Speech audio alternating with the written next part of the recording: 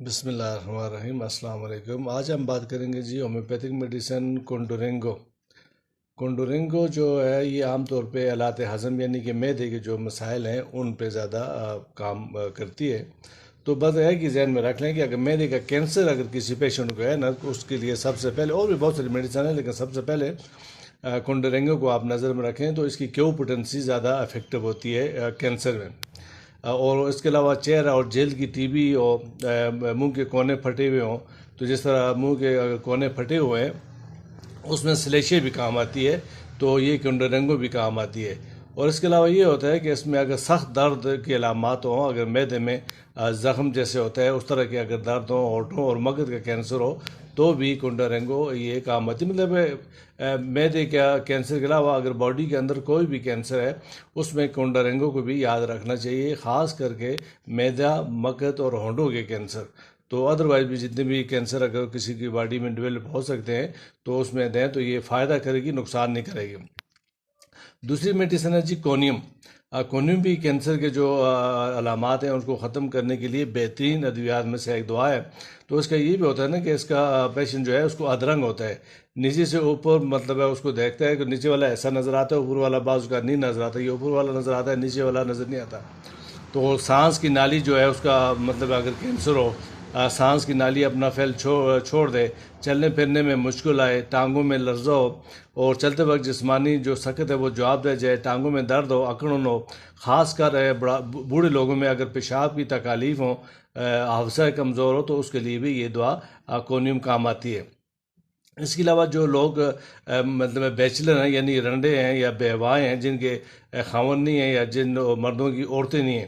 اس کی وجہ سے جو پیدا ہوتی ہیں جو علامات یا جو مسائل پیدا ہوتے ہیں ان کو بھی یہ دعا دور کرتی ہے۔ اس کے علاوہ جسم کے کسی حصے میں بھی اگر کینسر بن رہا ہو تو بھی یہ دعا آپ کو نظر میں رکھنی چاہیے۔ تو یہ ہے کہ کینسر میں مطلب اگر کسی کی باڈی میں کینسر بننے کا رجحان ہے تو اس کو یہ دعا ختم کرتی ہے، اور خاص کر جو گلینڈز کا کینسر ہے اس میں یہ دعا بہترین کام کرتی ہے۔ اس کے علاوہ جسمانی اور ذہنی کمزوری ہو، اور اس کے علاوہ سینے کی ہڈیوں کا کینسر اگر ہو، غدودوں کا کینسر ہو، الفانزو ہو، سر کے بائیں حصے میں اگر درد ہو، زبان کی جڑ میں دکھن ہو، یہ عام طور پہ یہ ہے کہ اورل کیوٹی میں اگر کینسر کا کوئی علامات ہیں اس میں یہ ہوتا ہے کہ زبان کی جڑ میں بہت زیادہ پین ہوتا ہے، حتیٰ کہ بعض اوقات آدمی باتیں کرنے سے بھی تھوڑا سا گریز کرتا ہے۔ پھر بوڑھوں میں پیشاب کی تکلیف ہوں، یرکان ہو، جگر کے کوئی مسائل ہوں تو اس میں بھی یہ دعا بہترین کام کرتی ہے۔ اس کے علاوہ اگر پیشاب روک کے آتا ہو، چھاتیوں میں سکڑاؤ ہو، چھاتیاں تھوڑی ڈھیلی ہوں اور ذکی الیس ہوں۔ اچھا، چھاتیاں ذکی الیس سینسیٹیو ہونے کے باوجود بھی عورت اپنی چھاتیوں کو دبانے کا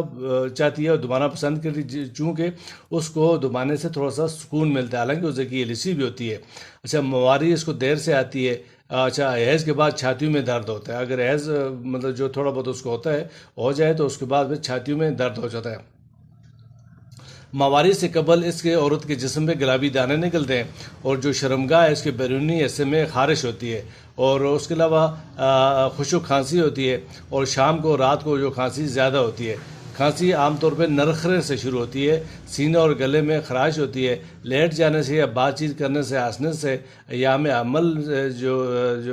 دور ہے، ایام عمل ہے کہ جو دن ہیں ان میں کھانسی زیادہ ہو جاتی ہے۔ پھر کندھوں کے درمیان دونوں موروں میں جو آپ کا سروائیکل بیس ہے تو اس میں بھی درد ہوتا ہے، ریڑھ کی ہڈی میں درد ہوتا ہے، اور جو ریڑھ کی ہڈی کی اگر چوٹ لگ جائے اس میں سمفائٹم بھی کام آتی ہے اور یہ بھی کام کرتی ہے۔ پھر ہاتھوں پر بکثرت اگر پسینہ ہے، کرسی پر بیٹھ کے پاؤں اگر سامنے کوئی اسٹول رکھے، اگر اس کے اوپر پاؤں رکھ کے بیٹھے تو اس کو پھر آرام آتا ہے، یہ بھی اس کی خاص نشانی ہے۔